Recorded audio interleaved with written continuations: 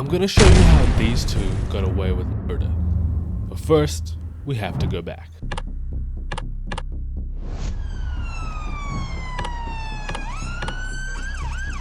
The streets of Kabul hum with the chaos of a city under siege. Zamari Ahmadi, a US aid worker, drives a white Toyota Corolla packed with food, water, and hope, supplies for families displaced by war. He doesn't know it yet, but in 30 minutes, he'll be dead.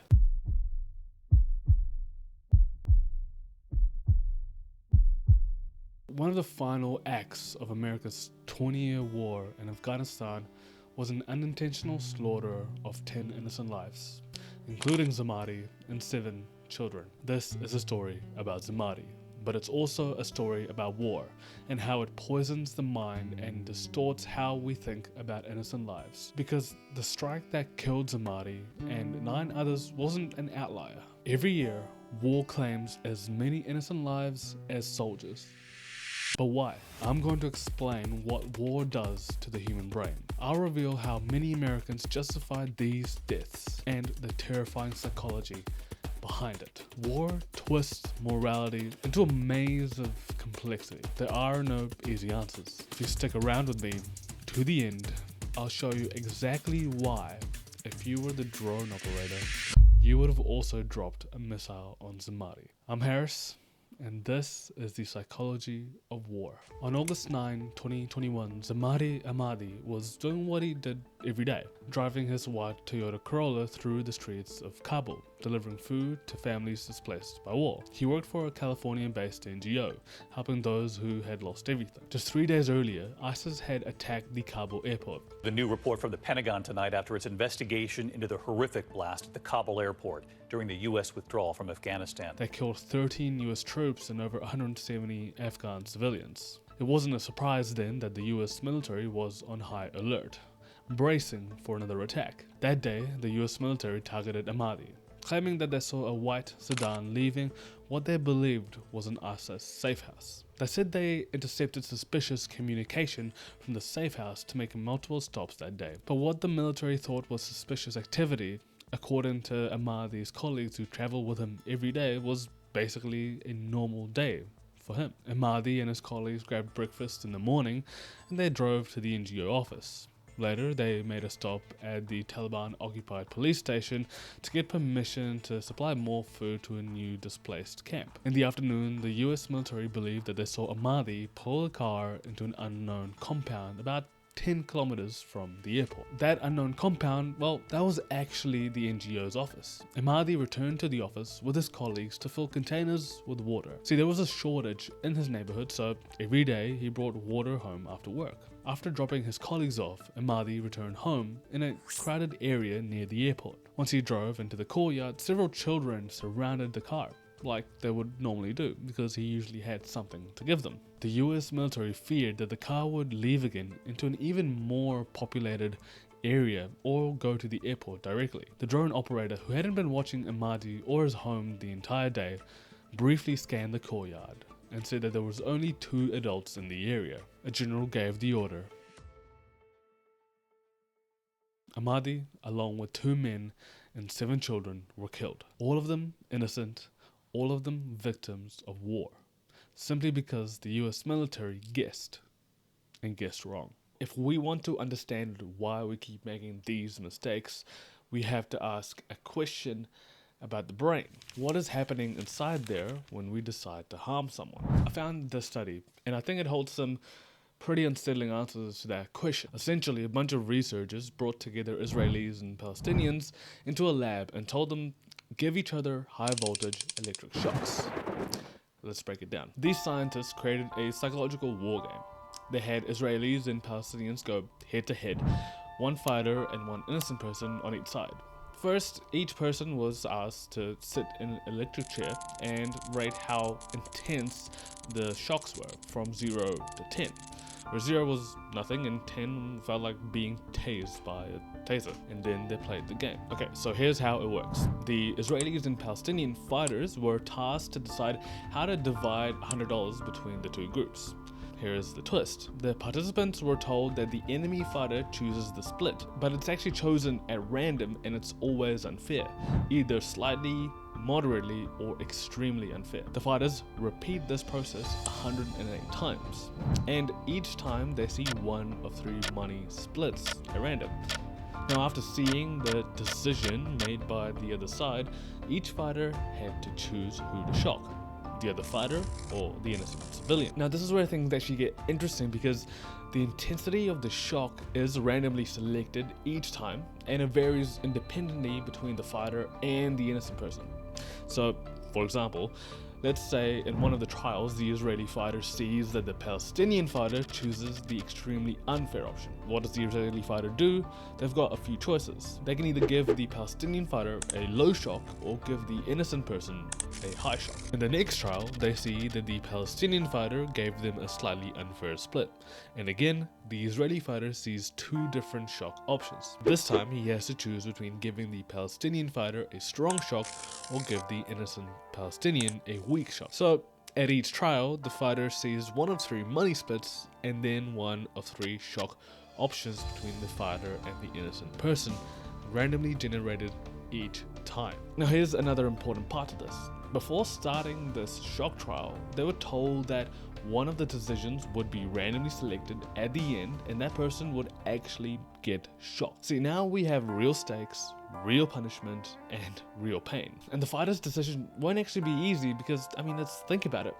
What happens when an opposing fighter chooses an extremely unfair split, and your option is to give them a 0 out of 10 shock? Are you really gonna let them get away with unfair treatment like that? Okay, so you look at your other option, which is to give a 9 out of 10 shock to the innocent civilian, which is basically getting tased. So do you really want to harm an innocent person just because they're on the other side? That doesn't seem right either. Now, this is especially hard because there will be real consequences, and the innocent person on the other side might get hurt because of a decision you made. Now, this setup isn't just a ethical experiment.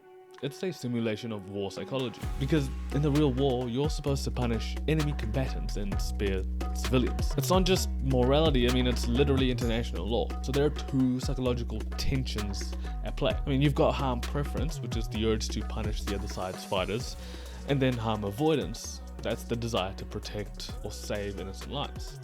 So here's the question. How much do people want to punish the opposing fighter versus how much do they want to avoid harming the innocent person? Here's what the researchers found. As the splits became more unfair, fighters prioritized punishment over protection. They would dish out higher shocks to anyone, soldiers or civilian, just to retaliate. And as this perceived conflict got worse, the moral boundary basically faded.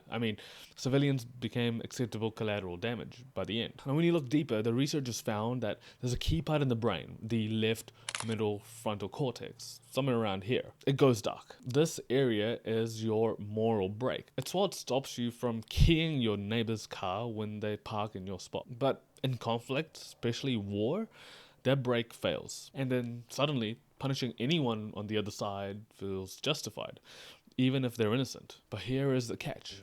It doesn't matter if you're actually being treated unfairly.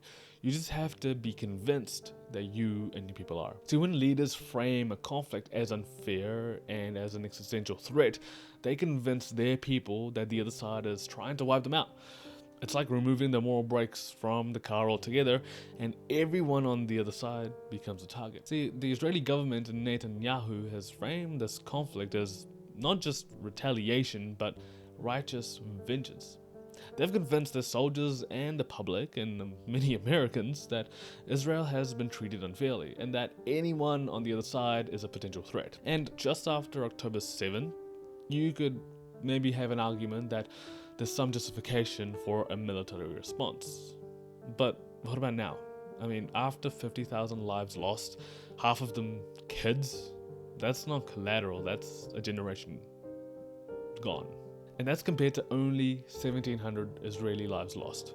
Do you know how bad at war you have to be when you have to kill 50,000 people, and half of them children, just to get a few thousand bad guys? Now, some people have a certain way of thinking about war. They see all civilians in enemy territory as fair game, and killing civilians is no longer a tragic byproduct. It actually becomes a necessary, sometimes desirable goal. And more so because so many Americans either don't care or worse, actively support it. But why? So you had this paper about it, and I've got a printout of it here, Nice. and it was devastatingly interesting. There's kind of a stereotype of Americans being really gung-ho about war in ways that other countries aren't, and we found that actually Americans are weird about this.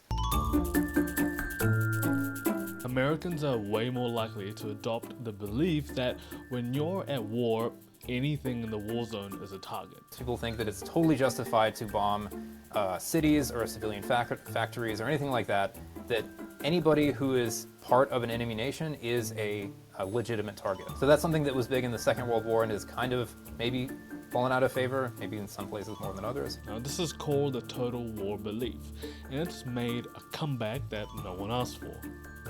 Well, almost no one. Now, to test this total war perspective, Scott asked thousands of Americans whether or not they would drop a bomb on an unknown person. We came up with this experiment where we would present people with a moral dilemma, and so we presented them the situation where, imagine there's a fighter pilot and he's patrolling an enemy territory and he sees somebody on the ground who he identifies as an enemy soldier. So this is a person who's a member of ISIS, and he's known for making chemical weapons, so he's, it's a really bad dude. He's somebody that would be a really valuable target to get. So this soldier sees the jet overhead and he runs to a nearby farmhouse to take shelter. And the fighter pilot sees that there's another person in that farmhouse too. And he has a choice. He can either fire a missile and kill both people in the farmhouse, the ISIS soldier and the bystander, or he can return to base and allow both people to live. And we are interested in people's judgments about this decision, should the pilot fire or not. When the bystander was another ISIS soldier, most people endorsed the missile strike. When it was an Islamic extremist, just over half endorsed the bombing. What about a farmer helping ISIS? Well, in that case, over 30% of people wanted to bomb them. And when it was an innocent person, 30% of people still endorsed the bombing. Yeah. If we generalize these findings, which I don't think it's a stretch to do, 120 odd million Americans would be willing to bomb an innocent person to get the bad guy. Now, while this is horrifying, it actually does make sense. Americans are more likely to bomb a bystander as they get closer to being the enemy. But what happens when you have no information about the bystander? And there's no solid way to figure out if they're an innocent person, an enemy soldier, or anyone in between. When people had no information about who this other bystander was, a majority of people endorsed the bombing. It was almost 60%, which is a huge number. You would think that if people had less information, they would be more resident or hesitant to make this decision, but it seems like they actually become more confident and more comfortable with the bombing they know less about it. There is a theory in psychology about decision making under uncertainty. When you don't have enough information or any information but still need to choose. And generally, people are more likely to take less risks if there is more uncertainty. Alright, let me give you a really good example of this. Okay, let's talk about horse race betting.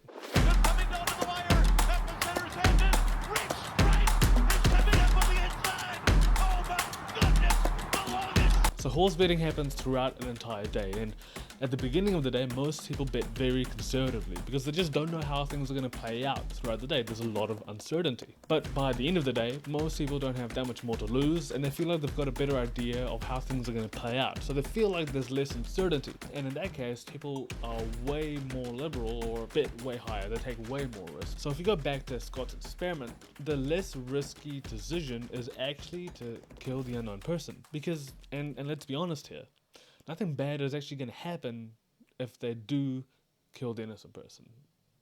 But if they let the innocent person go, and by doing that they let the bad guy go, that bad guy could kill a lot of other people. Now, uncertainty can have another effect. It can make the people who do the killing not actually feel responsible for their decision. If, for instance, it's unclear if dropping a missile on the farmhouse will kill the innocent person, but the bad guy will definitely die, then the drone pilot may not feel as responsible for the innocent person's death. And it's actually very easy to do these mental gymnastics in your mind and convince yourself that there's a chance that the innocent person may survive. But you can also do mental gymnastics in a different way. One thing that I pulled out of the first study, you said it suggests that not only do many participants endorse a bombing that would kill an unidentified bystander, but many also judge that the unidentified bystander deserves it. Yeah, and I'm reading that, I'm going, wait. So not only I don't know who this person is, but I know they deserve it. That just doesn't compute in my head. Yeah, it surprised us too. So we had just a question that we threw out there, like, how much does the person deserve to die? So we put this in there, not thinking about the unidentified bystander, but the other one, where it's like, okay, well, how much does an innocent civilian deserve to die? People say, no. If it's another ISIS soldier, people say yes. It was just kind of a check to put in there. We weren't really thinking about it. But people surprisingly were really rated really highly of the innocent bystander. And so this was the first kind of clue as to what might be going on here, where they're like, okay, well, why would an anonymous person deserve to die? Well, people probably aren't assuming that it's anonymous. People are probably assuming that it's another enemy soldier or is somehow tied to ISIS, and that's where this weird judgment is coming from. They aren't really accepting the ambiguity of it. They're saying, no, this is another ISIS soldier, and therefore they deserve to die. See, humans are actually pretty good at figuring out ways to overcome their limitations. We couldn't fly, so we built planes. We couldn't talk to someone on the other side of the world, so we built telephones. And we're not born to kill, so we spend a lot of time and energy throughout history to help us push past that roadblock. I mean, what is the history of war if it's not essentially a series of successful and more effective ways to allow or force humans to overcome their resistance to killing? What humans have to do in order to overcome their resistance to killing another human is to dehumanize that individual.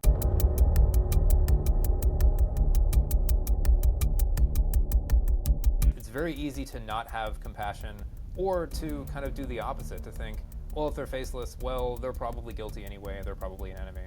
To put sort of negative traits on them. It's very easy to do that, but if you know details about them, it's much more likely that you'll find some kind of human connection.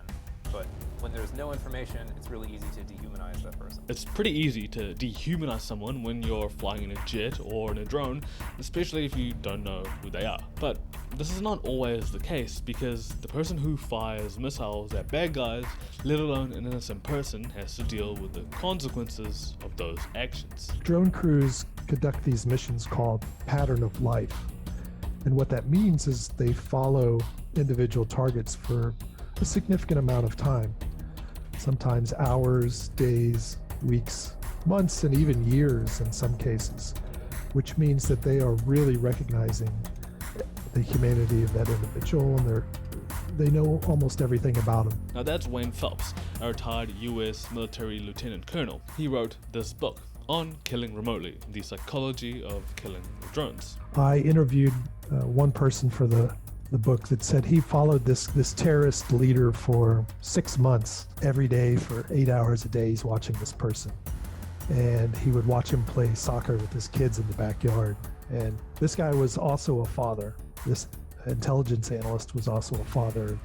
He said, I knew that this guy was a good father because of the way he interacted with his kids. And then one day they got a little too far away from the house and they struck him with a missile and killed him right in front of his kids. And he said that was, excruciatingly difficult on him.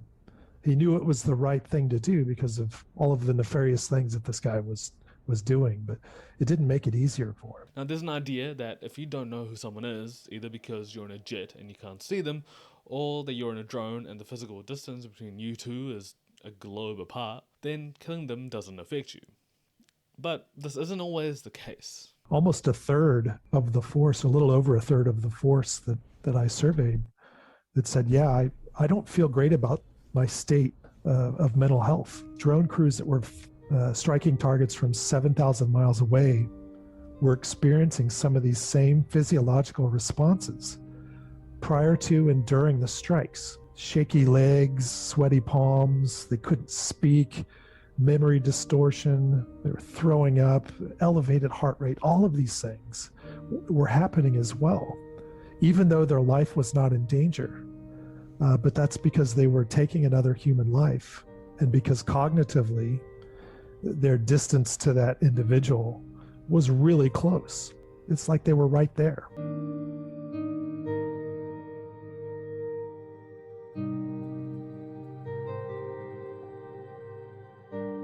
Okay, let's take what we know about drone pilots and how Americans feel about killing civilians and go back to the beginning, where I showed you how the US military confused Zamari Ahmadi for a member of ISIS and killed him. The Pentagon has not provided the Times with evidence of explosives in Ahmadi's vehicle or shared what they say is the intelligence that linked him to the Islamic State. But the morning after the US killed Ahmadi, the Islamic State did launch rockets at the airport from a residential area Ahmadi had driven through the previous day, and the vehicle they used was a white Toyota. So it's important to realize in this problem, we didn't just have a situation where you said, hey, there's some people in an enemy country, do you want to bomb them, right? We presented them with this really kind of difficult dilemma where there's a really dangerous, desirable target who could potentially kill more people in the future. And the people who chose to bomb usually cited the greater good as a motivating thing. So some people might be really callous or just not sensitive to the harms that they're doing, but a lot of people were really kind of grappling with this decision and saying like, well, you know, even if it's an innocent civilian, you'd be saving more innocence in the larger scale if you kill somebody who makes chemical weapons. And so they see this as a kind of difficult or maybe even tragic moral trade-off. And so it's those people who tend to be really uncomfortable with their situation where they choose to bomb as a sort of calculated sacrifice, where they might even know, okay, it's not really right to do this, but to let this happen and not take action would be even more wrong. So I don't want to say that the people who choose to bomb in these situations are callous or psychopathic or uncaring. A lot of them are very caring, and they are sort of looking at the larger context, and that's what's informing their decision. Most people want to make the right and overall good decision, and they use the broader context to figure out what that decision should be. But what if the context they see is wrong? And even if it is correct, where do you draw the line? Because, like I said before, you can do all sorts of mental gymnastics to fit things within the right context and draw a line where you see fit. And if you draw a line at, well, if we don't do this, then our country and our people will cease to exist, that can be a pretty effective motivator to do inhumane things. I mean, what surprised me the most is that when people have less information, they're almost more confident in their decision to make a life or death choice. Is that the lack of information can make people kind of more gung-ho or embolden them because they can kind of fill in the blanks and assume what they like. And of course, not everybody does this, but it only takes a few people to do it for it to end in disaster. If you think that war is totally bad, like, I totally get it. If you think that an enemy is an existential threat and that these things are justified and you have to make difficult choices in war, I think that's kind of true too. If you look at the kind of reasoning that people go through, it all seems kind of reasonable. So it's not as though people are dumb or unethical. This is the product of sometimes very ethical decision making, but you have to look at the bigger picture to see what is the impact of these kind of thought processes, sort of how did we get here? And oftentimes you can get to these very strange and seemingly damaging places from a very reasonable path. And so understanding where these sorts of paths lead, I think, is really important for preventing disasters in the future. War is terrible for many obvious reasons. But from a psychological perspective, war increases people's sensitivity to threats and makes it easier for good people to do bad things. It also makes it easier for bad people to do worse things. So many people suffer. Obviously, the victims who get impacted by the strikes, but also the soldiers who are on the other side of the world, triggering those strikes. And millions of decent people find ways to justify it.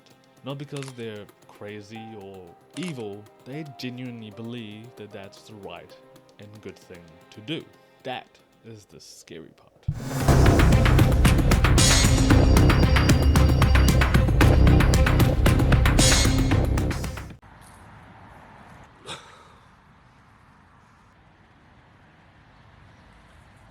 If you want me to release the entire interview that I had with Squat, let me know.